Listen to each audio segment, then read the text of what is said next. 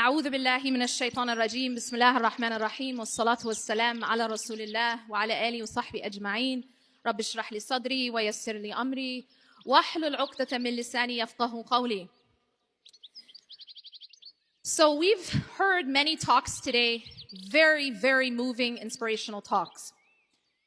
In one of those talks, there was a mention about an analogy, and that is the analogy of the bird. And the sheikh mentioned that this bird, in order to fly properly, has to have two wings. And he mentioned that those two wings are sabr and shukr. Inshallah, today, I'm going to talk about the second wing, which is shukr. But in this talk, I want to approach it from a different perspective. I want to go to an ayah in the Qur'an, in which Allah subhanahu wa ta'ala tells us about an announcement that has been made. And this announcement was made by Allah subhanahu wa ta'ala and said by Musa alayhi salam. But before I tell you what that announcement is, I want to give you some context. And I think that this context will be even more timely now. Musa alayhi salam is speaking to a people whose children have been massacred. He is speaking to a people who are dealing with a pharaoh who has made it a policy to murder baby boys. And he is speaking to that group of people, Bani Israel, when he makes this proclamation. Now, keeping that in mind, I want you to listen carefully to what he proclaims from Allah subhanahu wa ta'ala. And this is the proclamation of Allah. And I want you to remember who is being spoken to. These are people who are being traumatized. These are people who are being slaughtered. These are people who are in it. These are not people who are having an easy life. These are people who've been enslaved and their children murdered. And I think we can understand a little bit about what that might look like because of what we're dealing with now and what we're witnessing now in Gaza. And what does he say in this proclamation? وَإِذْ تَأَذَّنَ رَبُّكُمْ لَإِنْ شَكَرْتُمْ لَأَزِيدَنَّكُمْ. Now this is very interesting because this proclamation is وَإِذْ تَأَذَّنَ رَبُّكُمْ, the first part. And if your Lord proclaims, so Allah is proclaiming. And understand that there is a lot of grammar here which puts emphasis upon emphasis about what is being told, what is being said. I can say something to you, but that's different than me proclaiming something. Now, what is the proclamation? وَإِذْ تَأَذَّنَ رَبُّكُمْ لَإِنْ شَكَرْتُمْ لَأَزِيدَنَّكُمْ. That's the proclamation. That if you are grateful, and this is a conditional statement, right? There's an if statement here. If then, if you are grateful, and now there is another emphasis with the lam, la azidannakum. If you are grateful, then surely, for sure, I will increase you. And that is the statement. Allah subhanahu wa ta'ala, remember who is he speaking to?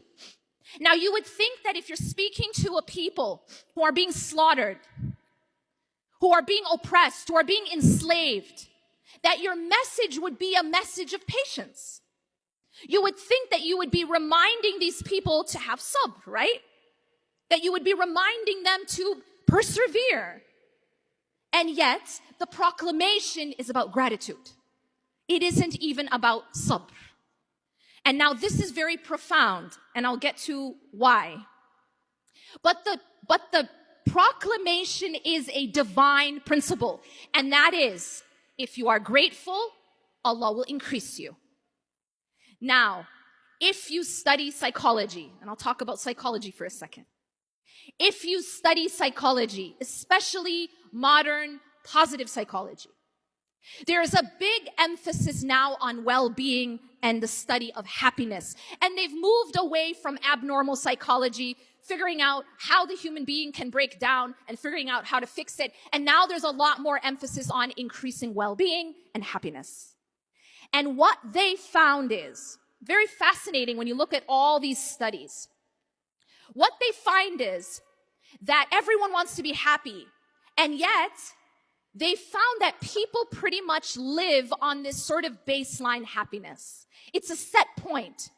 And that when really exciting things happen in your life, you have a peak, but you pretty much go back to baseline. And similarly, when something difficult happens in your life, you have this, this low, but you pretty much come back to baseline. And this baseline is not so easy to change. But they found that there are two reliable ways to increase the baseline. And what are those two reliable ways? Number one, service to others. That in the service of others, you can actually increase your own baseline happiness. Something that you can't do by winning the lottery. Something that you can't do by getting a promotion. Those are temporary spikes. But service actually increases the baseline. They found something else that reliably increases the baseline, and that is the practice of gratitude. Gratitude is so powerful, they find, that keeping a gratitude journal, just writing down 3 to 5 things that you're grateful for every single day, has been found to even help with symptoms of depression. So gratitude, we've found today in psychological studies, increases you in happiness and actually helps you with depression. Now let's go back to this statement of Allah subhanahu wa ta'ala. If you are grateful, I will increase you. Now I want to come back to the context of who's being spoken to. Again, these are people who are going through tragedy, people who are being slaughtered, people who are being oppressed. What does that have to do with patience?